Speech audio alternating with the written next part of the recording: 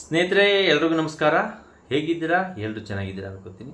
ಸ್ನೇಹಿತರೆ, ಹಸುಗಳನ್ನ ಸಾಕೋಕ್ಕೆ ಇಂಟ್ರೆಸ್ಟ್ ಇದ್ದು ಸ್ಟಾರ್ಟಿಂಗಲ್ಲಿ ಜಾಸ್ತಿ ದುಡ್ಡು ಸ್ಪೆಂಡ್ ಮಾಡ್ದಂಗೆ ಒಂದು ಐಡಿಯಾ ಹೇಳ್ಕೊಡ್ತೀನಿ. ಏನಪ್ಪ ಐಡಿಯಾ? ಉದಾಹರಣೆಗೆ ಸ್ನೇಹಿತರೆ, ನೀವು ನಮ್ಮ ಕಡೆ ಎಲ್ಲ ಹರ್ಗರಾವ್ ಅಂತ ಕರಿತೀವಿ. ಅಂದರೆ ಹಾಲು ಫಲ ಆಗಿರೋಂಥ ಹಸುಗಳು ಅಥವಾ ಹಾಲು ಕೊಡ್ತಾ ಇರೋಂಥ ಹಸುಗಳು. ಕೆಲವು ಮನೆಗಳು ಏನು ಮಾಡ್ತಾರೆ, ಅಥವಾ ಕೆಲವು ಫಾರಮಲ್ಲಿ ಒಂದು ಸತಿ ಸೆಮೆನ್ಸ್ ಕೊಡಿಸ್ತಾರೆ, ಈಟಿ ಕೊಡಿಸ್ತಾರೆ. ಅವರೆಲ್ಲ ಏನು ಮಾಡ್ತಾರೆ, ಅರ್ಗಾರಾವ್ ಮಾರ್ತಾರೆ. ಇನ್ನು ಕೆಲವರು ಏನೋ ಸಮಸ್ಯೆ ಆಗಿರ್ತದೆ. ಇನ್ನು ಕೆಲವ್ರು ಹೆಂಗೆ ಮಾರ್ತಾರೆ ಅಂದರೆ ಹಸು ಒದಿತಾ ಇದೆ ಅಂತ ಮಾರ್ತಾರೆ. ಇನ್ನು ಕೆಲವು ಹಸು ತಿವಿತೈತೆ ಅಂತ ಮಾರ್ತಾರೆ. ಇನ್ನು ಕೆಲವರು ಹಾಲು ಕಮ್ಮಿ ಕೊಡ್ತೈತೆ ಅಂತ ಮಾರ್ತಾರೆ. ಅಂದರೆ ನಾನಾ ಕಾರಣ ಇರ್ತದೆ. ಪರ್ಫೆಕ್ಟ್ ಕಾರಣ ಇರಲ್ಲ ಹಸುಗಳನ್ನ ಮಾರೋಕ್ಕೆ. ನನ್ನ ಅನಿಸಿಕೆ, ಸುಮ್ಮನೆ ಏನೋ ಒಂದು ಮಾರಬೇಕು, ಮಾರ್ಬಿಡ್ತಾರೆ ನಮ್ಮ ರೈತರು. ಅಂಥ ಹಸುಗಳನ್ನ ನೀವು ನಮ್ಮ ಕಡೆ ಎಲ್ಲ ಒಂದು 40,000 45,000 ಗಂಟನೂ ಹಸುಗಳು ನಡೀತಾ ಇದೆ. ಒಂದು 5 ಲೀಟ್ರು 6 ಲೀಟ್ರು ಹಾಲು ಕೊಡ್ತಾ ಇರ್ತವೆ ಸ್ನೇಹಿತರೆ. ಗೊತ್ತಿರೋರು ಅಂದರೆ ಕಂಡಂಥ ಜನಗಳು ಗೊತ್ತಿರೋರ ಹತ್ರ ಹೋಗಿ ವ್ಯಾಪಾರ ಮಾಡಿಸ್ಕೊಂಡು ಹಸುಗಳನ್ನ ತಗೊಬನ್ನಿ. ತಂದಾದ್ಮೇಲೆ ಹಸುಗೆ ಆರೈಕೆ ಮಾಡಿ ಚೆನ್ನಾಗಿ ಅದಕ್ಕೆ ನೀಟಾಗಿ ನಿಮ್ಮ ಮನೆಗೆ ಬಂದು 1 ದಿವಸ 2 ದಿವಸ ಆದಮೇಲೆ ಫಸ್ಟ್ ನೀವು ಮಾಡಬೇಕಾಗಿರೋದು ಗರ್ಭಕೋಶ ಚೆಕ್ ಮಾಡಿಸಿ. ಹಸುನ ಗರ್ಭಕೋಶ ಚೆಕ್ ಮಾಡಿಸಿ. ಮತ್ತು ಗರ್ಭಕೋಶ ಚೆಕ್ ಮಾಡಿಸಾದ್ಮೇಲೆ ಅದಕ್ಕೆ ಒಂದು ಉಳಿನ ಮಾತ್ರೆ ಹಾಕಿ. ಅದಕ್ಕೆ ಡಿವಾರ್ಮಿಂಗ್ ಬೇಕಾಗಿರುತ್ತೆ. ಡಿವಾರ್ಮಿಂಗ್ ಮಾತ್ರೆ ಹಾಕಿ ಅದಾದಮೇಲೆ ಏನು ಮಾಡ್ತದೆ, ನೀವು ಡಿವಾರ್ಮಿಂಗ್ ಮಾತ್ರೆ ಹಾಕಿ ಜೊತೆಗೆ ಲಿವರ್ ಟಾನಿಕ್ನ ನೀವು ಒಂದು 10 ದಿವಸ ಕೊಡಿ. ಅದಕ್ಕೆ ಕೊಟ್ಟಾದಮೇಲೆ ಏನಾದರೂ ಹಸು ಈಟ್ಗೆ ಬರಲಿಲ್ಲ ಅಂದರೆ ನೀವು ಈಟ್ಗೆ ಬರೋ ಮೆಡಿಷನ್ ಬರುತ್ತೆ, ಅದನ್ನು ನೀವು ಕೊಡ್ಬೋದು.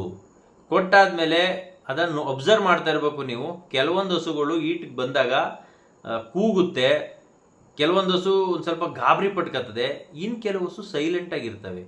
ಅದನ್ನು ನೀವು ಅಬ್ಸರ್ವ್ ಮಾಡ್ತಾ ಇರಬೇಕು. ಮತ್ತು ಮಡ್ಲಲ್ಲಿ ಮಾಡೆ ಅಂತ ಕರಿತೀವಿ ನಾವು, ಮಡೆ ಆಡೋದು ಅಂತ ಕರಿತೀವಿ. ಬ್ಲೀಡಿಂಗ್ ಟೈಪಲ್ಲಿ ಸ್ವಲ್ಪ ಮಡೆ ಆಡ್ತಾ ಇರ್ತದೆ. ಅದನ್ನು ನೀವು ಗಮನಿಸಬೇಕಾಗುತ್ತೆ. ತಪ್ಪೆ ಜೊತೆ ಬಂದಿರ್ತದೆ ಕೆಲವೊಂದು ಸತಿ. ಅವೆಲ್ಲನ ಅಬ್ಸರ್ವ್ ಮಾಡ್ಕೊಂಡು ನೀವು ಏನು ಮಾಡಿ, ಸೆಮೆನ್ಸ್ನ ಒಳ್ಳೆ ಸೆಮೆನ್ಸ್ ಕೊಡಿಸಿ. ಹೆಣ್ಗರು ಹಾಕೋದು ನಿಮ್ಮ ನಿಯರ್ ಬೈ ಏನು ಡಾಕ್ಟ್ರುಗಳಿದ್ದಾರೆ, ಹಸು ಡಾಕ್ಟ್ರು, ವೆಟರ್ನರಿ ಡಾಕ್ಟ್ರು, ಅವ್ರಿಗೆ ಹೇಳಿ, ಸರ್ ನನಗೆ ಹೆಣ್ಗರು ಹುಟ್ಟೋದೇ ಬೇಕು ಸೆಮೆನ್ಸು ಅಂತ ಹೇಳಿ. ಅವರು ಏನು ಕಾಸ್ಟ್ ಇದೆ 100 200 300 ತಗೋತಾರೆ. ಇನ್ನೂ ಒಳ್ಳೆ ಕ್ವಾಲಿಟಿದು ಬೇಕು, ಸಿವಿಲಿಂದ ಹೊರಗಡೆಯಿಂದ ಹಾಕಿಸ್ತೀನಿ ಅಂತ ಅಂದರೆ ಒಂದು 500 ರೂಪಾಯಿ 1000 ರೂಪಾಯಿ ಗಂಟಲು ಇದೆ. ಅದನ್ನು ತಂದು ಹಾಕ್ಸಾದ್ಮೇಲೆ ಏನಾಗ್ತದೆ, ಅದು ಗರ್ಭ ನಿಂತೇ ನಿಲ್ಲುತ್ತೆ. ಯಾವುದೇ ಹಸು ಕೂಡ ಗಬ್ಬಾಗ್ದಲೇ ಇರುವಂತಹ ಚಾನ್ಸ್ ಇಲ್ಲ. ಯಾವುದೋ ಒಂದು ಸಣ್ಣ ಪುಟ್ಟ ಕಾರಣಕ್ಕೋಸ್ಕರ ಅದು ಗಬ್ಬಾಗ್ತಾ ಇರಲ್ಲ ಅಷ್ಟೇ. ಅದನ್ನು ನೀವು ಕೊಂಡ್ಕೊಬಂದ್ಬಿಟ್ಟು ನಿಮ್ಮ ಮನೇಲಿ ಗಬ್ಬ ಮಾಡಿ ನೆಕ್ಸ್ಟ್ ಲ್ಯಾಕ್ಟೇಷನ್ಗೆ ನೀವು ರೆಡಿ ಮಾಡ್ಕೊಳ್ಳಿ. ಅಂದರೆ ಈಗ ಉದಾಹರಣೆ 1 ಲಕ್ಷ ಕೊಟ್ಟು 5 ಹಸ ತತ್ತೀವಿ, 5 ಲಕ್ಷ ಆಯಿತು. ನಾವೇನು ಮಾಡ್ತೀವಿ, ಫಸ್ಟ್ನೇ ಸತಿ ತಂದಾಗ ಅಲ್ಲಿಂದ ಹಸು ತತ್ತೀವಿ, ಹಸು ಗಬ್ಬಾಗಿರುತ್ತೆ, ಕೆಲವೊಂದು ಸತಿ ಕಸ ಬೀಳಲ್ಲ, ಅದು ಫೇಲ್ ಆಯಿತು ಹಸು. ಇನ್ನು ಕೆಲವು ಕರು ಹಾಕ್ಬೇಕಾದ್ರೆ ಕೆತ್ತಲನ್ನ ಗಟ್ಟಿ ಮಾಡ್ಕೊತದೆ, 2 ಫೇಲ್ ಆಯಿತು ಹಸು.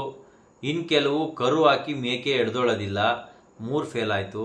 ಅಟ್ಲೀಸ್ಟ್ ನೀವು ತಂದಿರೋ 5 ಹಸದಲ್ಲಿ 1 ಹಸುನೇ ಫೇಲ್ ಆದ್ರೂ ಕೂಡ ನೀವು ಏನು 1 ಲಕ್ಷ ದುಡಿಯೋಕ್ಕೆ ತುಂಬ ದಿವಸ ಕಷ್ಟಪಡಬೇಕಾಯ್ತದೆ. ಅದರಿಂದ ನೀವು ಹೊಸದಾಗಿ ಸ್ಟಾರ್ಟ್ ಮಾಡೋರು, ಡೈರಿ ಫಾರ್ಮ್ನೇ ಆಗಲಿ ಅಥವಾ ಊರ ಕಡೆ 1 ಹಸು 2 ಹಸುನಿಂದ ಸ್ಟಾರ್ಟ್ ಮಾಡಬೇಕು ಅಂದರು, ಅರ್ಗಾರ ಹಸುಗಳನ್ನ ಇಟ್ಕೊಬಂದು ಅದ್ರ ಜೊತೆ ಪಳಗಿ ಅದಕ್ಕೆ ಏನೇನು ಮೇವು ಬೇಕು ಅಂತ ನಿಮಗೆ ಗೊತ್ತಿರಬೇಕು. ನಾವು ಇಲ್ಲಿ ಯೂಟ್ಯೂಬಲ್ಲಿ ಕೂತ್ಕೊಂಡು 1000 ಮಾತಾಡ್ಬೋದು.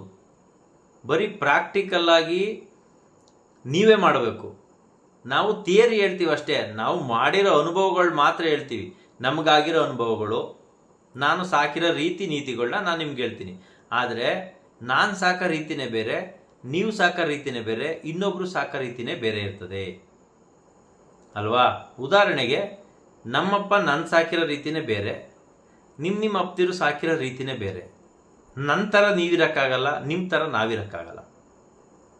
ಅದರಿಂದ ನೀವೇ ಖುದ್ದಾಗಿ ಅರ್ಗರಾವ್ ತಗೊಬನ್ನಿ. ತಂದು ಒಂದು 5-6 ತಿಂಗಳು ಎಕ್ಸ್ಪೆರಿಮೆಂಟ್ ಮಾಡಿ ಅರ್ಗರಾವಲ್ಲಿ.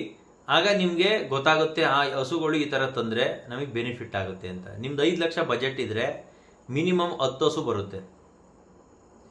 10 ಹಸುಗೆ ನಿಮಗೆ ಫಸ್ಟ್ ಇಯರ್ ದುಡ್ಡು ಉಳಿಯಲ್ಲ. ಮೊದಲನೇ ವರ್ಷ ನಾನು ಹೇಳೋ ಮೆಥಡಲ್ಲಿ ನಿಮಗೆ ದುಡ್ಡು ಉಳಿಯಲ್ಲ ಸ್ನೇಹಿತರೆ. ನೀವೇನಿದ್ರು 5 ಲಕ್ಷ ಮೊದಲನೇ ವರ್ಷ ಹಾಕಿದರೆ 10 ಹಸು ಆಗ್ತದೆ. 10 ಹಸು ನಿಮಗೆ ಅದೇನು ಹಾಲು ಕೊಡ್ತಾ ಇರ್ತದೆ, ಹಾಲು ನಿಮ್ಮ ಮೇವಿಗೆ, ನೀವೇನಾದರೂ ಮೇವಿದ್ದು ನಿಮ್ಮ ಮನೇಲಿ ಮೇಯಿಸ್ತಾ ಇದ್ರೆ, ಮನೇಲಿ ಮೇವುಗಳನ್ನ ನೀವು ಮಾಡ್ಕೊಂಡಿದ್ರೆ ಅಥವಾ ಜೋಳದ ಕಡ್ಡಿ ಹಾಕಿ ಸೈಲೇಜ್ ಮಾಡ್ಕೊಂಡಿದ್ರೆ ನಿಮಗೆ ಒನ್ ಟೈಮ್ದು ತಿಂಡಿಗೆ ಹೋಗುತ್ತೆ, ಇನ್ನೊಂದು ಟೈಮ್ದು ನಿಮಗೆ ದುಡ್ಡು ಉಳ್ಕತ್ತದೆ ಸ್ನೇಹಿತರೆ. ನಿಮ್ಮಲ್ಲಿ ಮೇವಿದ್ರೆ. ಮೇವಿಲ್ಲ ಅಂದರೆ ನಿಮಗೆ 1 ರೂಪಾಯಿನೂ ಉಳಿಯಲ್ಲ 1 ವರ್ಷ ಗಂಟ. ಯಾಕಪ್ಪ ಇದು ಅರ್ಗರಾವು? ಅಕಸ್ಮಾತ್ 10 ಹಸುನಲ್ಲಿ ನಿಮಗೆ 8 ಹಸು ಗಬ್ಬಾಯಿತು ಅಂತ ಅಂದ್ರೂ ನಿಮ್ಮ ಡೈರಿ ಫಾರ್ಮ್ 100% ಸಕ್ಸಸ್ ಆಗುತ್ತೆ. ಹೆಂಗಪ್ಪ ಅಂದರೆ ನೀವು ಇಲ್ಲಿ 5 ಲಕ್ಷ ಬಂಡವಾಳ ಹಾಕಿರ್ತೀರಿ, 10 ಹಸು ತಂದಿರ್ತೀರಿ, 2 ಹಸು ಫೇಲ್ ಆದ್ರೂ 8 ಹಸು ಪಾಸ್ ಆದರೆ ಅದೇ ನಿಮಗೆ 1 ಲಕ್ಷದ ಹಸು ಅಂತ ತಿಳ್ಕೊಳ್ಳಿ. 50,000 45 ಸಾವಿರಕ್ಕೆಲ್ಲ ತಂದಿರ್ತೀರಿ, 45-50 ಸಾವಿರಕ್ಕೆಲ್ಲ ಅರ್ಗರವನ್ನ ಒನ್ ಟೈಮ್ ದುಡ್ಡು ಉಳಿತಾ ಇರ್ತದೆ. ಅಕಸ್ಮಾತ್ ನೀವು ಮೇವಿಲ್ಲ ಅಂದರೆ ದುಡ್ಡು ಉಳಿತಾ ಇಲ್ಲ ಅಂದ್ರೂ ಕೂಡ 1 ವರ್ಷ ನೀವು ಕಷ್ಟಪಟ್ಟು ಹಸುಗಳನ್ನ ಸಾಕಿದ್ರೆ ಆ 8 ಹಸುನು ಕೂಡ 1 ಲಕ್ಷ ಅಂದರೆ 8 ಲಕ್ಷ ಆಯಿತು. ಮತ್ತೆ ಅದು ಎಲ್ಲದಕ್ಕೂ ಕೂಡ ಸೆಮೆನ್ಸ್ ನೀವೇ ಕೊಡಿಸಿರ್ತೀರಿ. ಯಾವುದು ಹೆಣ್ಣು ಕರು ಹಾಕ್ಲಿಕ್ಕೆ ಅಂದ್ಬಿಟ್ಟು ಸೆಮೆನ್ಸ್ ಕೊಡ್ಸ್ಕೊಂಡಿರ್ತೀರಿ. ಆ ಸೆಮೆನ್ಸ್ ಹಾಕಿದಾಗ ಹೆಣ್ಣುಗರು ಹುಟ್ಟುತ್ತೆ. 8ರಲ್ಲೂ ಹೆಣ್ಗರು ಹುಟ್ಟಿದ್ರೆ ನಿಮ್ಗೆ 8 ಕರು ಉಳ್ಕತ್ತದೆ. ಅಲ್ಲಿಗೆ ನಿಮ್ದು 8 ಹೊಸ ಪ್ಲಸ್ 8 ಕರು 16 ಆಗುತ್ತೆ 2ನೇ ವರ್ಷಕ್ಕೆ. ಅವೆರಡು ಫೇಲ್ ಆಗಲಿ ಪರವಾಗಿಲ್ಲ. ಫೇಲು ಅಂತಂದರೆ ಹಾಲು ಕೊಡ್ತಾ ಇರ್ತದೆ, ಗಬ್ಬ ಆಗಿರಲ್ಲ. ಅವು ಎರಡರದ್ದು ಖರ್ಚು ಹೆಂಗೋ ಮೇಂಟೈನ್ ಮಾಡ್ತಾ ಇರ್ತದೆ, ಆಗುತ್ತೆ 100%. 10ಕ್ಕೂ 10 ಕೂಡ ಗಬ್ಬ ನಿಲ್ಲುತ್ತೆ. ಆದರೆ ಕೆಲವೊಂದು ಸತಿ ಹೇಳೋಕ್ಕಾಗಲ್ಲ ಅಲ್ವಾ, ನಿಲ್ದಲೇ ಇರ್ಬೋದು. 2 ಫೇಲ್ ಆಯಿತು ಅಂತಲೇ ತಿಳ್ಕೊಂಡ್ರು 8 ಹಸುಗೆ 8 ಕರು ಹಾಕುತ್ತೆ. ಆದರೆ ಇದು ಗಮನ ಇಟ್ಟು ನೀವು ಏನು ಮಾಡಬೇಕು ಅಂದರೆ ಸೆಮೆನ್ಸ್ನ 8 ಕರು ಸೆಮೆನ್ಸ್ನೇ ಕೊಡಬೇಕು. ನೀವು ಒಳ್ಳೆ ತಳಿಯ ಚಾಯ್ಸ್ ಮಾಡಿ ನಿಮ್ಮ ನಿಯರ್ ಬೈ ಡಾಕ್ಟ್ರಿಗೆ ಹೇಳಿ, ಅವ್ರಿಗೆ ಹೇಳಿ ಬಾಯ್ಬಿಟ್ಟು, ಸರ್ ನನಗೆ ಒಳ್ಳೆ ಸೆಮೆನ್ಸ್ ಕೊಡಿ, 1000 ರೂಪಾಯಿ ಆದರೂ ಪರವಾಗಿಲ್ಲ ಅಂದರೆ ಅವರು ಒಳ್ಳೆ ಸೆಮೆನ್ಸ್ ಕೊಡ್ತಾರೆ. ಅವಾಗ ಏನಾಗ್ತದೆ, ನಿಮಗೆ ಕರುಗಳು ಉಳ್ಕತ್ತದೆ. ಆಗ 2ನೇ ವರ್ಷಕ್ಕೆ ನಿಮಗೆ ಇದೇ ಹಸು ಇಲ್ಲೇನು 6 ಲೀಟ್ರ್ ಕೊಡ್ತಿತ್ತು ಅದು 10 ಲೀಟ್ರ್ ಕೊಡೋಕ್ಕೆ ಸ್ಟಾರ್ಟ್ ಆಗುತ್ತೆ. 2ನೇ ವರ್ಷದಿಂದ ನಿಮಗೆ ಆದಾಯ, ಕಂಪ್ಲೀಟ್ ಆದಾಯ ಬರೋಕ್ಕೆ ಸ್ಟಾರ್ಟ್ ಆಗುತ್ತೆ. ಫುಲ್ ಕಂಪ್ಲೀಟ್ ಆದಾಯ ಬರೋಕ್ಕೆ ಸ್ಟಾರ್ಟ್ ಆದಾಗ ನಿಮಗೆ ಅಲ್ಲಿಗೆ 8 ಕರು ಪ್ಲಸ್ 8 ಹಸು ಅದೇ ಥರ ಜಾಸ್ತಿ ಮಾಡ್ಕೊಂಡು ಹೋಗ್ಬೇಕು. ನೀವು ಅದು ಬಿಟ್ಬಿಟ್ಟು ಸೀದಾ 1 ಲಕ್ಷ ಕೊಟ್ಬಿಟ್ಟು ಇಲ್ಲ 90,000 ಕೊಟ್ಟು ಇಲ್ಲ 80,000 ಕೊಟ್ಟು 10 ಹಸು ತಂದರೆ ಮೇಂಟೈನ್ ಮಾಡೋಕ್ಕಾಗಲ್ಲ. ಹಸುಗಳು ಕಸ ಬೀಳಲ್ಲ, ಮನೆ ಕಂಡು ಮೇ ಕೇಳಲ್ಲ. ನಾನು ನಮ್ಮ ಅಕ್ಕಪಕ್ಕದಲ್ಲೇ ಸುಮಾರು ನೋಡಿದ್ದೀನಿ. ನಮ್ಮ ಸ್ನೇಹಿತರಿಗೆ ಸುಮಾರು 2 ವರ್ಷದಲ್ಲಿ 3 ಹಸು ಸತ್ತೋಗಿದ್ದಾವೆ. 1 ಹಸು 1,10,000 ಕೊಟ್ಟು 1 ಹಸು ತಂದಿದ್ರು. ಆ ಫುಲ್ ಲ್ಯಾಕ್ಟೇಷನ್ ಅದು 5ರಿಂದ 6 ಲೀಟ್ರ್ ಬಿಟ್ರೆ ಮೇಲೆ ಹಾಲು ಕೊಡಲೇ ಇಲ್ಲ. ನಾವು ತರಬೇಕಾದ್ರೆ ಕೆಚ್ಚಲು ಇಷ್ಟು ದಪ್ಪ ಕೆಚ್ಚಲಿತ್ತದು ಹಸು. ಕರು ಹಾಕಿದ್ಮೇಲೆ ಆಟೋಮೆಟಿಕ್ಕಾಗಿ ಕೆಚ್ಚಲೆ ಸೀದೋಯ್ತು. ಅದೇನು ಮಾಡಿರ್ತಾರೋ, ಎಲ್ಲ ದಳ್ಳಾಳಿಗಳ್ತಲೇ ತಂದಿದ್ದು, ಯಾವುದೋ ರೈತರ ತಂದಿದ್ದಲ್ಲ, ದಳ್ಳಾಳಿಗಳ್ತ ತಂದಿದ್ದು. ಇನ್ನೊಂದು ಹಸು ಕರು ಹಾಕ್ತು, ಮೇ ಕೇಳಲಿಲ್ಲ. ಇನ್ನೊಂದು ಹಸು ಕರು ಹಾಕಿ ಚೆನ್ನಾಗಿತ್ತು, ಒಂದು 3 ತಿಂಗಳಾದ್ಮೇಲೆ ಸತ್ತೋಯ್ತು. ಆ ಥರ ಆದಾಗ ಏನು ಮಾಡೋದು? ಆ ಥರ ಆದಾಗ ಯಾವ ಥರ ನಾವು ತಡ್ಕೋಬೋದು?